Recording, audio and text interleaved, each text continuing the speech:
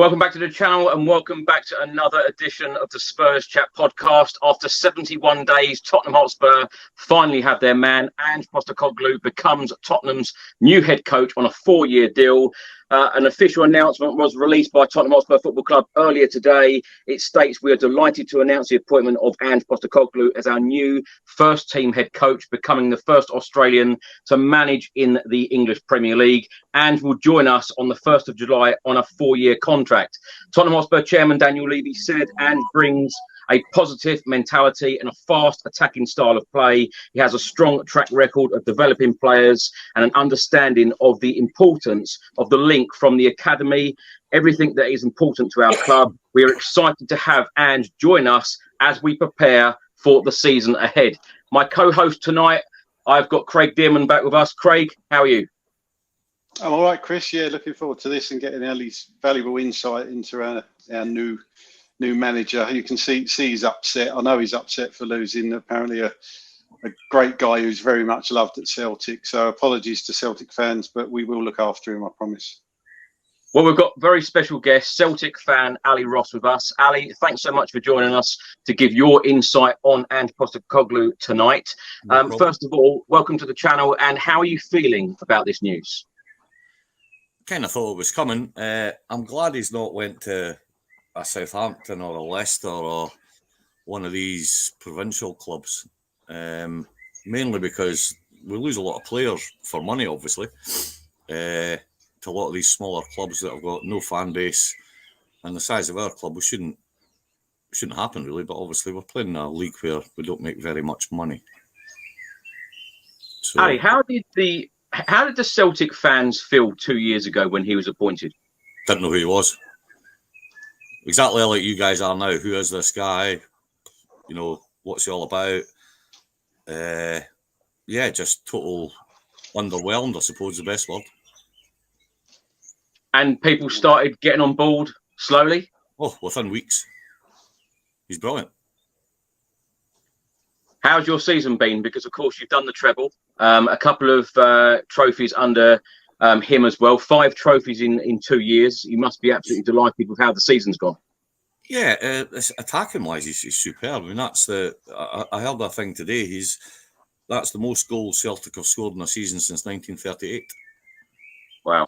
So yeah, it's high possession, high press.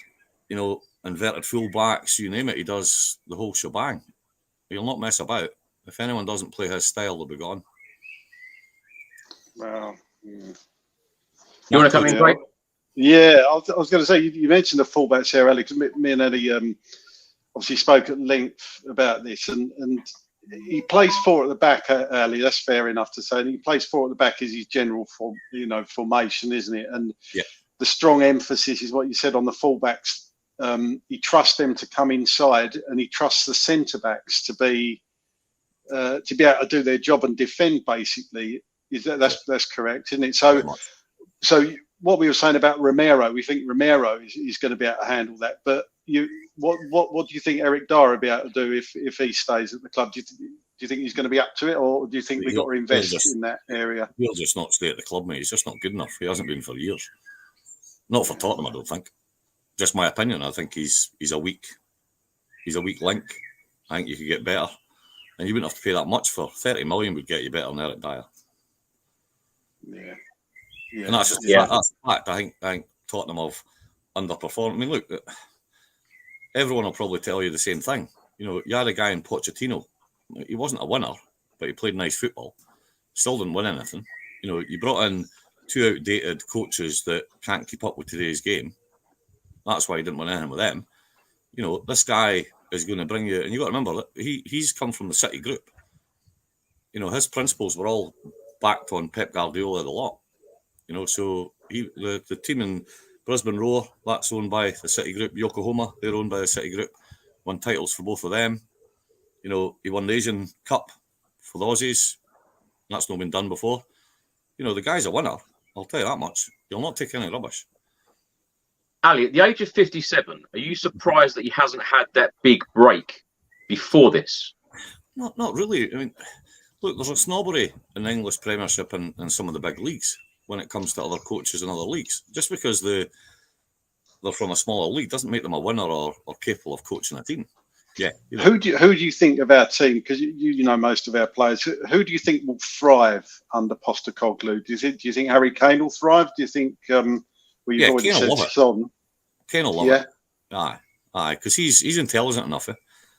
He'll nip in front of defenders all the time. They'll not know if he's going left or right. He'll know what he's doing. He's a switched-on player, and look, he'll bang down goals for fun with his team. He'll get 30 goals in a season. But can I just go back again to his style and formation? How long was he at the club before the Celtic fans really started to see the type of football that he wanted to play? Because obviously it takes time to, he needed to coach that, and we lost. I believe we lost out the first 6 games. We lost 4 of them, and that's losing for Celtic. But then he lost 2 games for the rest of the season or something like that. So, when they started winning, I think it was about the players believing in the system. And after that, they just didn't really look back. We were behind Rangers in points there, went ahead in January the 9th. But the other thing you got to remember is that he came into a broken club. We were 25 points behind Rangers. Yeah. The season he came in. And we won the league by 14 points. That's a big swing in anybody's book. And you've got to be a good coach to put a team together. I mean, people can say what they like about the Scottish League. Rangers were in the European final that year. It's not like they were some diddy team, if you know what I mean. They beat Lazio and stuff. So, they were a decent side. And to be honest with you, it's not a case of you chose him. He's chose you. He's had about 6 offers this year alone. Mm. The Everton job was there. He had the Leicester's come up. There's loads of jobs come up that he's been touted for. And he just wasn't interested. As fans, the only thing we can do is get behind the new coach. Is that exactly how the Celtic fans felt 2 years ago? Because I've read and seen many reports that a lot of Celtic fans, a lot of general football fans laughed at the appointment 2 years ago. Yeah, he proved everyone wrong in weeks. I would say that, look, he's your manager. Why not get behind him? He'll be telling everyone, we're winning the league this year. He'll say to them and say, look, we don't need to beat Man City twice. We just need to beat everybody else. Ali, are you telling us the trophies are coming soon then? I'm just saying that'll be his mentality. Craig, can I come to you and ask you your thoughts and opinions on the appointment today? Yeah, me and Ali were talking about it, and do you know what? I mean, as I've said on it before, I was 50-50 about how I feel about him, but now I've kind of taken my snobbery out of it, if you like, and actually researched the guy and bothered to do research about the guy. I'm really quite excited what he can bring.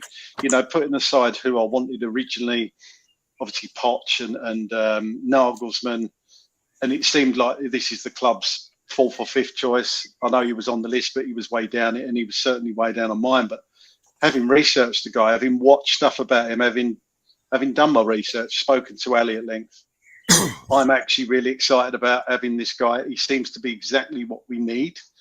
We've tried glamour appointments, and that clearly hasn't worked. So I am 100% behind this guy now. I have to say, I've kind of done a full 180 on it. And I think everything I've heard about him, I think, do you know what? I can get behind this guy. It seems like he doesn't take any crap off anyone. And it's like like Ali, we were talking earlier when we were saying about the snobbery of fans and us Spurs fans thinking we're entitled to have a big name. I think we've all kind of been through that before, but I think he's going to be the right fit.